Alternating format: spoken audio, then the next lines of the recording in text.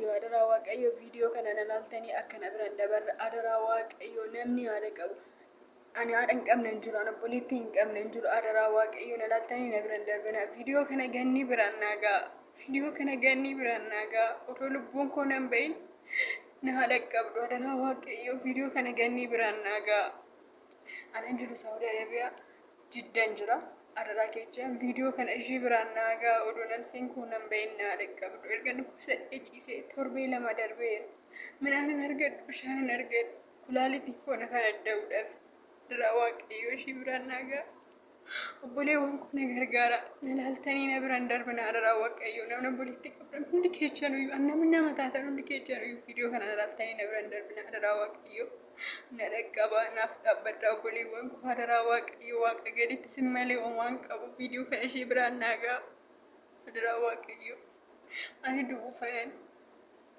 dhibee irratti tacammarii beela na ajjeesuudhaaf birriin kiyyarreedhaan kennamne adaraa waaqayyo viidiyoo kana ishee biraan naagaa nalaaltanii na biraan darbina adaraa keechaan sinoon naan dhaabbatin omtuyyuu naan dhaabbatu bakka adaraa ani du'uufanan lubbuu kiyyan na dhaqqaba. Ashama harka fuunee akkam jirtu nagaan siniif haa baay'atu hordoftoota chaanaalii kootii hunduma keessan nagaa keessanii ani nagaa kootii obboleettiin teessan baga nagaa qabaattanii eegamtanii yeroo tana geessanii tole hordoftoota kiyya egaa viidiyoo qabadhee dhufe kana dursa dubbachuun dursa warroonni sagalee koo kana dhaggeeffattanii warroonni dursa maamila koo taatanii jirre asuma maamila naa ta'uun dagatinaa siniin jedha warroonni dursa immoo maamila naa taatanii jirtan laayikii sheeri godhaayi mee laayikii tuqaa dhaloonni baay'een micattii tana gargaaruu danda'u siniin jedha. Inna waa'ee micattii kanarraa yeroo dubbadhu gara viidiyoo ishiitti yeroo darbu baay'ee tokko kan nama gaddisiisu micoontu Saudi Arabiyaa keessa keen jiraattu reefu kan deemtedha akka jettutti. Inna dhukkubsachaa akka jirtu yookaan mana duwwaa yookiin mana kophaa keessatti ishiin dhukkubsannaan kan itti cufamee jirtu bishaan illee midhaan illee akka ittiin kennamne kan dubbachaa jirtu jechaadha. Jarittiin jara bineensa wajjin nu jiraachisa. Rabbii dhumti waaqumti akkuma godheetuma biyya ormaa kana keessa ijoollee keenya haa baasu malee. Innaa mucattiin tuni mana yaalaa geeffamuun kan barbaachisu keessatti too mana yaalaa hin geessine amma bakka ishiin ciiftutti ilaalanii cim jedhanii waan gootu dhamnaan bilbila qabdi waan ta'eef viidiyoo of waraabdee too poost of goote jechaadha. Garuu dhaloonni keessan gargaaran ijoolleen gargaaru jedhee yaada karaa tiiktookiitiin jechaadha. Innaa ganni biraan naagaa jettee jirti.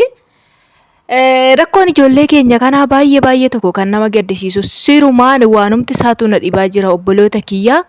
Rabbumti bakka jirtanitti sinaa eegu malee kaanuu jaraan dararfamu kaan immoo bakka dhukkubaan dararfamu jarittiin akkam akka garaa jabaatanii bakka shuu namni gizee dhukkubsate akkamittiin mana yaalaa tokko geessuun hin barbaachisa. Karaa seera karaa eejensiitiin deemte waan ta'eef yeroo dhukkubsatan mana yaalaa hin geessina jedhaniitu gaafa irraa fudhatan akkasitti waadaa galanii irraa fuudhaniitu mana isaaniitti fudhatanii galu. Gaafa ijoolleen keenya akkasitti dhukkubsattu immoo maali gara jabinna akkasitti cim jedhanii ilaalanii mana duwwaa keessatti itti cufanii midhaan bishaan itti kennuu dhiisan eega dhukkubsatte haaduutudha malee maalidha kun maal jechuudha. In gurraachofne malee jarana akkuma isaaniitiin nama rabbiin nu kalaqe isaanis nus rabbiitu kalaqe haddaami fi waan irraa dhufne isa kana maaliif deeggatu. Bifti keenya gurraachummaan keenya dirqama bakka dhukkubsanne kophaatti du'u jechaadha moo maalidha. Ani kana waanuma jennu isaatu nu wallaalchise obboloota kiyya biyya ormaa kan bakka autoodhuma deemuu baatanii biyyuma ofii keessatti akkuma itti rakkatanii jiraatanii nama jechisiisa. Gaafa biyya keenya silaalle rakkoon biyya keenya keessa siin jira. Rakkootu biyya keenya keessaa nu baasa. Biyya ormaatti irree haara hin galfannu bakka. Namni yoo dhukkubsate yaala hin argatu. Akkaatti kophaatti itti cuftee yeroo akkasitti cim jettee tolaaltu mee maaltu isinitti dhaga'ama.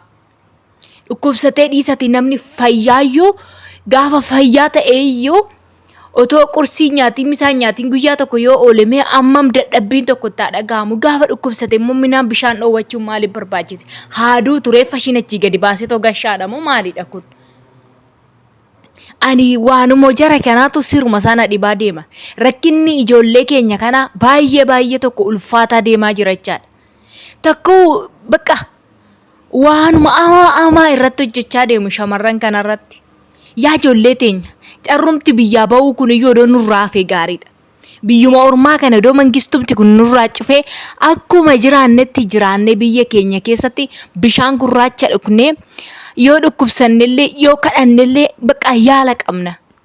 Waan kamiyyoo ta'e jecha akkasittiin garaa jabaattee nama taatellee keessattuu nama taate jarri daalatti wantu nu waan gurraacha taaneef nurratti akkanattiin seera saree dhafuu kabaja qabu isaan bara. Saree isaaniitii kabaja qabu waan nama dhibochaadha. Isaan waan bineeldota bibbitan kanaaf kabaja qabu. Nama keenya garuu takka kabaja hin qaban. Maaliif akka ta'e hin beeku malee. Bineensa bitatanii bineensu isaan marara. Nuyi immoo amma bineensa san isaaniif ga'uu dadhabne. Rabbii dhumti micahoo kana nagaan ishee baasu. Du'aa godhaafi kadhata keessan godhaafi. Bakka dhukkuba kana irraa fuudhu yoo isuma kadhataniif Waaqayyo dhukkuba kana irraa fuudhee lubbuu ishii akka homaan taane dhugaa Waaqayyo waaqumti nagaan ishee baasu. Isiniin jedha hordoftoota kiyyaa lafa isin jirtanitti Rabbi isin haa eegu. Malee maara wanni walii goonu tokkollee hin jiru. Garuu wanti nu walii goonu gaafa rakkatan wal gargaaruu qofadha. Ani bakka gaariin jira jennee too isa rakkatetti garaa jabaachuu hin qabnu.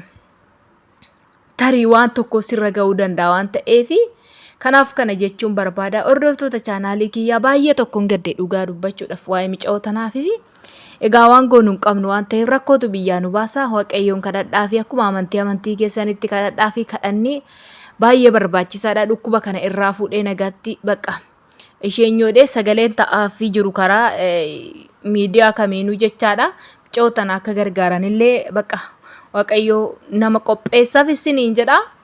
Gara TikTok live irraan yoo ganni bira ga'e achirraan gargaaruu dandeenya isiniin jechuu barbaada. Hordoftoota chaanaalii kooti waan dhaggeeffattan yeroo keessan kennitaniif hedduutti akka galatoomaa maamilana ta'uun dagatinaa laayikii godha. Ijoollee baay'ee bira haa ga'u isiniin jedha.